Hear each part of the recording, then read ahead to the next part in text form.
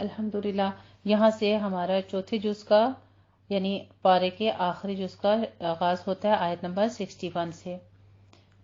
المنافقون والمنافقات بعضهم من بعض، منافق مرد اور منافق عورتیں اور ان کے بعض سے ہیں، سب ایک جیسے ہیں، وہ برے کام کا حکم دیتے ہیں اور نیک کام سے روکتے ہیں اور خرچ کرنے سے اپنے ہاتھ روکے رکھتے ہیں۔ انہوں نے اللہ کو بھلا دیا اور اس نے بھی انہیں بھلا دیا، بے شک منافقین ہی نافرمان ہیں۔ اللہ نے منافق مردوں اور منافق عورتوں اور کافروں سے دوزخ کی آگ کا وعدہ کر رکھا ہے، وہ اس میں ہمیشہ رہیں گے، وہ دوزخ انہیں کافی ہے اور اللہ نے ان پر لعنت کی ہے اور ان کے لیے دائمی عذاب ہے۔ منافقوں، تم ان لوگوں کی طرح ہو جو تم سے پہلے تھے، وہ قوت میں تم سے کہیں زبردست اور مال و اولاد میں کہیں زیادہ تھے، چنانچہ وہ تمہیں دنیا میں اپنا حصہ برت چکے، پر اس کے بعد تم نے بھی اپنا حصہ برت لیا، جس طرح ان لوگوں نے اپنا حصہ لے لیا جو تم سے پہلے لیا کرتے تھے، اور تم بھی فضول باتوں میں الجھے رہے جس طرح وہ فضول باتوں میں الجھے رہے تھے۔ یعنی آیات الہی اور اللہ کے پیغمبروں کی تکذیب کے لیے، یا دوسرا مفہوم یہ بھی لیا جا سکتا ہے اس آیت سے کہ دنیا کے اسباب اور بیہودہ باتوں گپ شپ میں جس طرح وہ مگن رہے تھے، تمہارا بھی یہی حال ہے۔ آیت میں پہلے لوگوں سے مراد اہل کتاب یعنی یہود و نصارہ ہیں، جیسا کہ حدیث شریف میں نبی کریم صلی اللہ علیہ وآلہ وسلم نے فرمایا، قسم ہے اس ذات کی جس کے ہاتھ میں میری جان ہے، تم اپنے سے پہلے لوگوں کے طریقوں کی ضرور مطابقت کرو گے، بالش بالش، ذرا بذرا اور ہاتھ بہاتھ، یہاں تک کہ اگر وہ کسی گوہ کے بل میں گھس جائیں تو تم بھی ضرور گھسو گے۔ لوگوں نے پوچھا، کیا اس سے آپ کی مراد اہل کتاب ہے؟ آپ نے فرمایا، ہاں، اور کون؟ اسے صحیح بخاری اور صحیح مسلم نے روایت کیا ہے۔ البتہ ہاتھ بہاتھ کے الفاظ ان میں سے ہیں، یہ تفسیر طبری میں منقول ہے۔ یہی لوگ ہیں جن کے اعمال دنیا و آخرت میں برباد ہو گئے۔ پھر ایسے لوگوں کا انجام کیا بتایا گیا ہے؟ پہلے عمل بتا دیا اور عمل کے بعد بتایا کہ اگر بے شک وہ اس کے بعد بہت زیادہ سخی ہوتے ہیں، صدقہ خیرات وغیرہ بھی کرتے ہیں یا عبادات یا جو بھی ہے، لیکن ایسے لوگوں کے اعمال برباد ہو گئے اور یہی لوگ خسارہ پانے والے ہیں۔ کیا ان کے پاس ان لوگوں کی خبر نہیں آئی جو ان سے پہلے تھے، یعنی قوم نوح اور عاد اور سمود اور قوم ابراہیم اور مدین والے اور الٹی ہوئی بستیوں والوں کی؟ ان کے پاس ان کے رسول کھلی نشانیاں لے کر آئے، پھر اللہ ایسا نہیں کہ ان پر ظلم کرتا، لیکن وہ خود ہی اپنی جانوں پر ظلم کرتے تھے۔ مومن مرد اور مومن عورتیں آپس میں ایک دوسرے کے مددگار ہیں۔ پیچھے کافروں کا ذکر کیا کہ مرد و عورت سب ایک دوسرے کے مددگار ہیں، یہاں پہ مومن عورتوں کو مومن مردوں کے ساتھ مددگار کہا گیا ہے۔ وہ نیکی کا حکم دیتے ہیں اور برائی سے روکتے ہیں اور نماز قائم کرتے ہیں اور زکوٰۃ دیتے ہیں اور اللہ اور اس کے رسول کی اطاعت کرتے ہیں، یہی لوگ ہیں جن پر اللہ عنقریب رحم فرمائے گا۔ بے شک اللہ زبردست خوب حکمت والا ہے۔ سبحان اللہ۔ اللہ سبحانہ وتعالیٰ کے خوبصورت نام و صفات عزیز حکیم بیان کیے جا رہی ہیں۔ وعد اللہ المؤمنین والمؤمنات، اللہ سبحانہ وتعالیٰ فرما رہے ہیں کہ اللہ نے مومن مردوں اور مومن عورتوں سے ایسے باغوں کا وعدہ کیا ہے جن کے نیچے نہریں بہتی ہیں، وہ ہمیشہ ان میں رہیں گے، اور سدا بہار باغوں میں پاکیزہ محلات کا وعدہ ہے، اور اللہ کی رضامندی سب سے بڑھ کر نعمت ہوگی، یہی عظیم کامیابی ہے۔ یعنی ایک چیز تو دنیا میں سب نعمتیں تو اللہ تعالیٰ دے دیں گے، آخرت میں دے دیں گے، لیکن حدیث شریف میں آتا ہے کہ جنت کے تمام نعمتوں کے بعد اہل جنت کو سب سے بڑی نعمت رضائے الہی کی صورت ملے گی۔ صحیح بخاری اور صحیح مسلم نے اسے روایت کیا ہے۔ آگے آیت میں فرمایا جا رہا ہے کہ اس آیت میں نبی کریم صلی اللہ علیہ وآلہ وسلم کو کفار اور منافقین سے جہاد اور ان پر سختی کرنے کا حکم دیا جا رہا ہے۔ نبی کریم صلی اللہ علیہ وآلہ وسلم کے بعد اس کے مخاطب آپ کی امت ہے۔ کافروں کے ساتھ منافقین سے بھی جہاد کرنے کا حکم ہے۔ اس کے بارے میں اختلاف ہے، ایک تو یہ رائے ہے کہ اگر منافقین کا نفاق اور ان کی سازشیں بے نقاب ہو جائیں تو ان سے بھی اس طرح جہاد کیا جائے جس طرح کافروں سے کیا جاتا ہے، اور دوسری رائے یہ ہے کہ منافقین سے جہاد یہ ہے کہ انہیں زبان سے واعظ و نصیحت کی جائے، یا وہ اخلاقی جرائم کا ارتکاب کریں تو ان پر حدود نافذ کی جائے۔ اور تیسری رائے یہ ہے کہ جہاد کا حکم کفارے کے مطابق ہے اور سختی کرنے کا منافقین کے ساتھ۔ امام ابن کثیر رحمہ اللہ فرماتے ہیں کہ ان آراء میں یعنی جتنی بھی رائے دی گئی ہیں ان سب میں آپس میں کوئی تضاد اور منافات نہیں ہے، اس لیے کہ حالات و ظروف کے مطابق ان میں سے کسی بھی رائے پر عمل کرنا جائز ہے۔ آپ صلی اللہ علیہ وآلہ وسلم کو ایسے لوگوں کے ساتھ جہاد کا حکم دیا جا رہا ہے اور یہ بھی کہ پھر اس کے بعد ان پر سختی کیجیے اور ان کا اصل ٹھکانہ دوزخ ہے اور وہ لوٹ کر جانے کی بدترین جگہ ہے۔ وہ منافقین اللہ کی قسمیں کھاتے ہیں کہ انہوں نے کوئی بات نہیں کہی، حالانکہ انہوں نے ضرور کلمہ کفر کہا تھا اور وہ اسلام لانے کے بعد کافر ہو گئے، اور انہوں نے وہ کچھ کرنے کا ارادہ کیا جو وہ نہ کر سکے، اور انہوں نے غصہ نہیں نکالا مگر اس بات پر کہ اللہ اور اس کے رسول نے اپنے فضل سے انہیں غنی کر دیا۔ پھر اگر وہ توبہ کر لیں تو ان کے لیے بہتر ہوگا، اور اگر وہ پھر جائیں تو اللہ انہیں دنیا آخرت میں دردناک عذاب دے گا، اور ان کا زمین میں کوئی حمایتی اور کوئی مددگار نہ ہوگا۔ اور ان میں سے بعض وہ ہیں جنہوں نے اللہ سے عہد کیا تھا کہ اللہ نے اپنے فضل سے ہمیں عطا کیا ہے تو ہم ضرور صدقہ خیرات کریں گے اور ہم ضرور صالحین میں سے ہو جائیں گے۔ پھر جب اللہ نے اپنے فضل سے انہیں عطا کیا تو انہوں نے اس کا بخل کر دیا اور انہوں نے حق سے منہ موڑ لیا، وہ اپنے عہد سے محروف ہو گئے۔ یہاں پہ منحرف ہونے والوں میں کون تھے ان کے بارے میں کچھ ہمیں بتایا جا رہا ہے۔ بعض مفسرین کے نزدیک ایک صحابی تھے ثعلب بن حاطب انصاری، اس کے بارے میں قرار دیا گیا کہ یعنی یہ کہا کرتے تھے، یہ منافقین کے ایک کردار تھا جس کے بارے میں ذکر کیا جا رہا ہے کہ انہوں نے اللہ کی راہ میں مال مانگا کہ اے اللہ کے نبی میرے بارے میں دعا کیجیے کہ اللہ سبحانہ وتعالیٰ میرے مال میں کثرت کر دے۔ آپ نے فرمایا کہ تمہیں اتنا کافی ہے۔ پھر اس نے دوبارہ تاکید کی کہ میرے لیے دعا کیجیے کہ میرے مال میں برکت ہو جائے تو میں اللہ کی راہ میں بھی دوں۔ آپ صلی اللہ علیہ وسلم نے فرمایا کہ کیا تم مجھ جیسا رہنا پسند نہیں کرتے؟ تیسری بار پھر فرمایا کہ اللہ کے نبی میرے حق میں دعا کیجیے کہ میرے مال میں برکت ہو جائے۔ آپ صلی اللہ علیہ وسلم نے پھر دعا کی، اس سے اس کے مال مویشی کھیت کھلیان بہت لہر بہر ہو گئی۔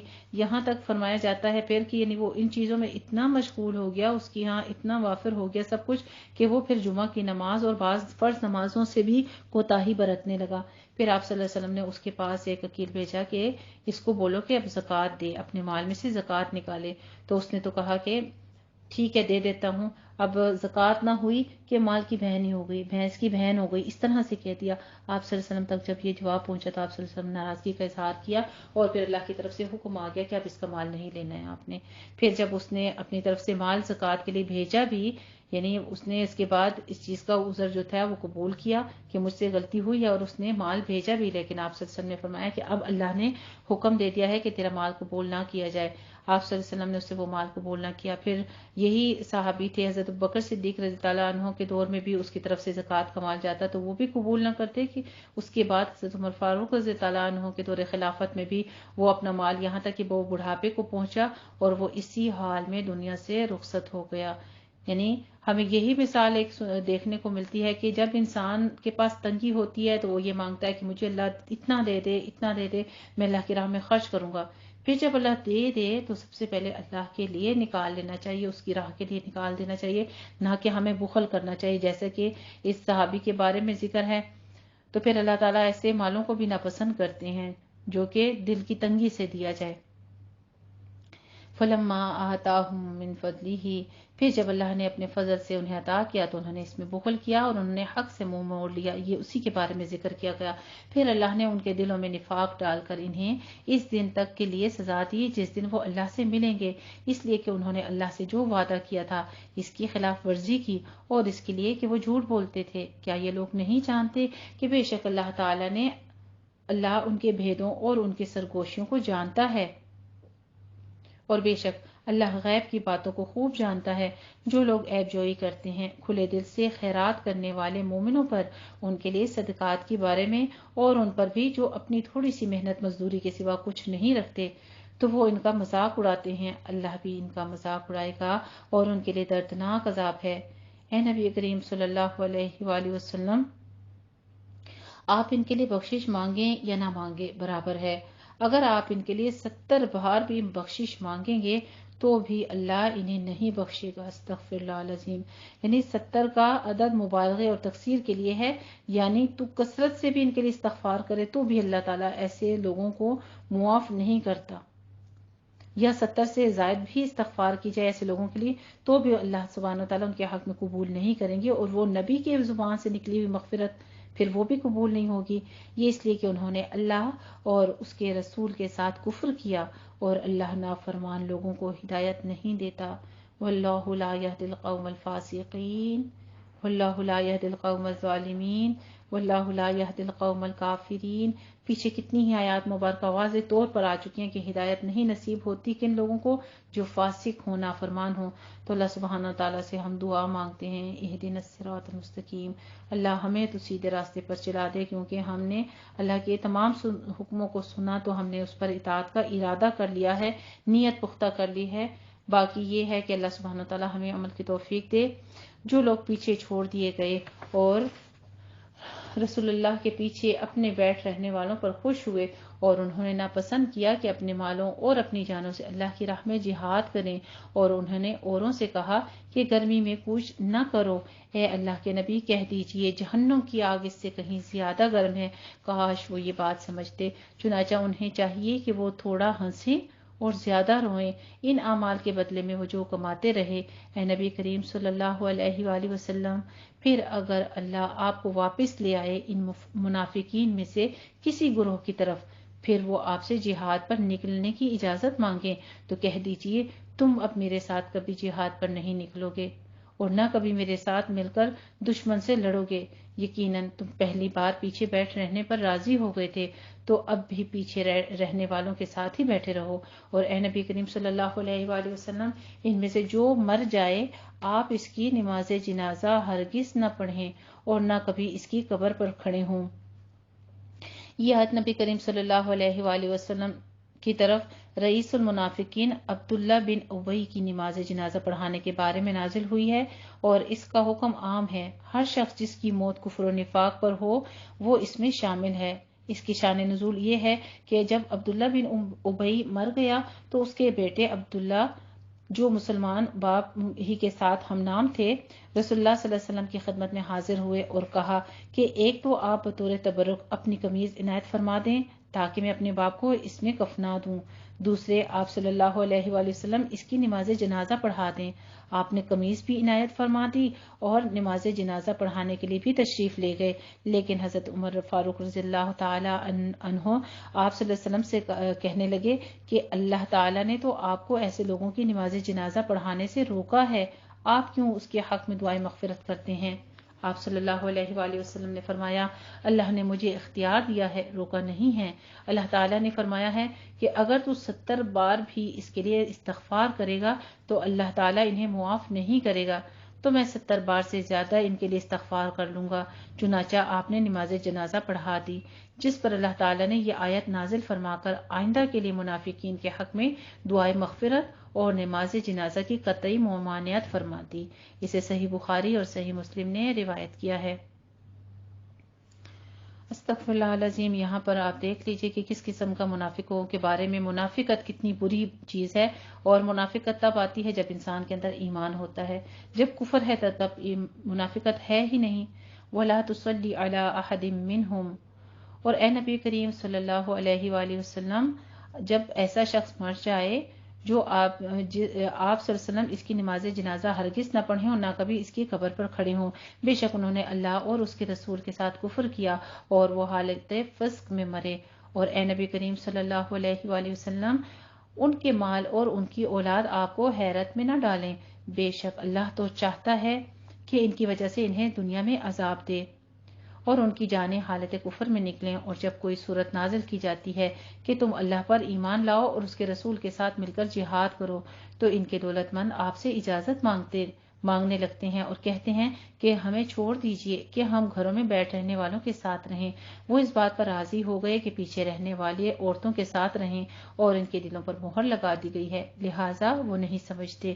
لیکن رسول اللہ صلی اللہ علیہ وآلہ وسلم اور جو لوگ اس کے ساتھ ایمان لائے، انہوں نے اپنے مالوں اور اپنی جانوں کے ساتھ جہاد کیا، اور بھلائیاں بھی انہی لوگوں کے لیے ہیں، اور یہی لوگ فلاح پانے والے ہیں. سبحان اللہ. وَأُولَئِكَ هُمُ الْمُفْلِحُونَ. کامیاب ہو جانے والے لوگوں کی صفات بیان کی گئی ہیں. اعد اللہ لہم جنات تجری.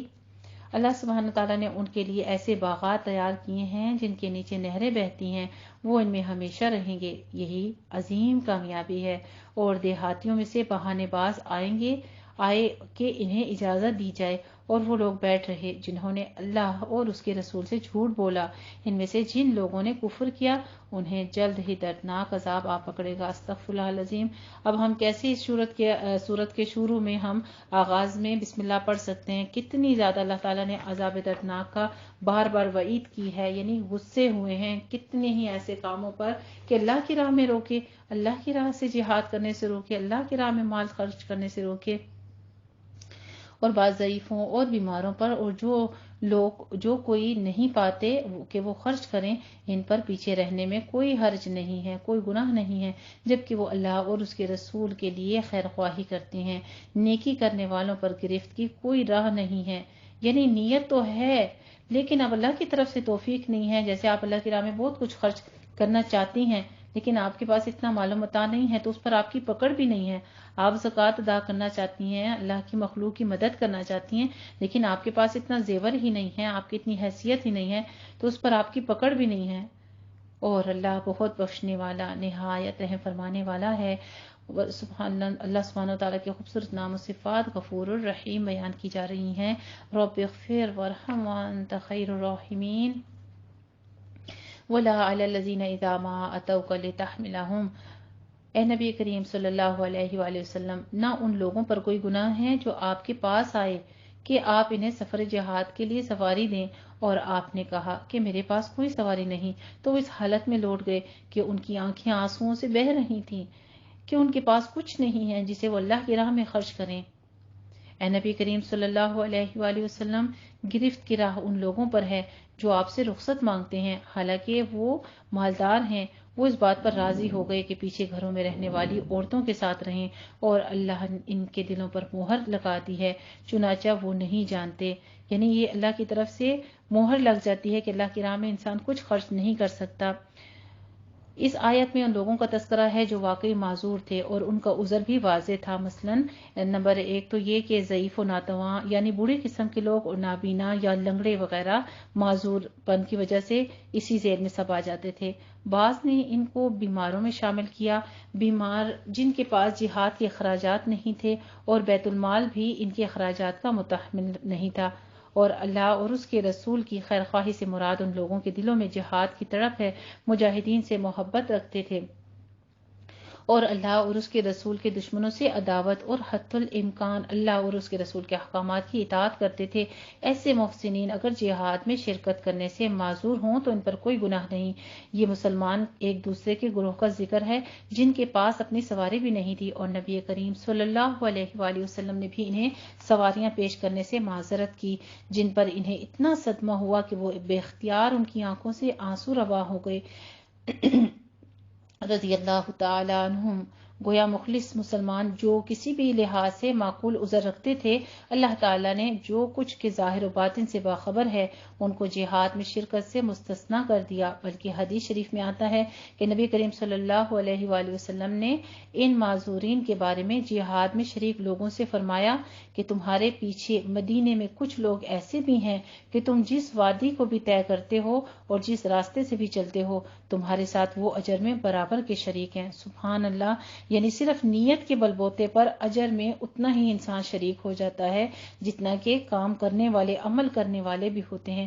صحابہ کرام رضی اللہ تعالیٰ عنہم نے پوچھا مدینے میں ہوتے ہوئے آپ صلی اللہ علیہ وآلہ وسلم نے فرمایا حبسہم العذر، یعنی کسی عذر کی وجہ سے. اسے صحیح بخاری اور صحیح مسلم نے روایت کیا ہے.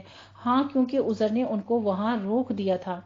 یہ منافقین ہیں جن کا تذکرہ آیت نمبر 86 اور 87 میں بھی کیا جا رہا ہے. آگے ان کے بارے میں کچھ احکامات بھی آئیں گے انشاءاللہ تعالی، جن کا ذکر ابھی تک ہو چکا ہے کہ چیزیں بعض ایسی تھیں جو اپنی ضد کی وجہ سے وہ لوگ پیچھے رہ گئے تھے، یا اس سے مراد مرد، عورتیں، بچے، معذور اور شدید بیمار بوڑھے جو جنگ میں شرکت سے معذور تھے. بعض تو وہ تھے جو ضد و عناد کی وجہ سے، یہ ویسے سستی کی وجہ سے رہ گئے، لیکن یہ وہ عذر کی وجہ سے جن کے شرعی عذر تھے اور وہ جائز تھے. وہ نہیں جانتے تھے کہ پیچھے رہنا کتنا بڑا جرم ہے، ورنہ شاید وہ رسول اللہ صلی اللہ علیہ وسلم سے پیچھے نہ رہتے.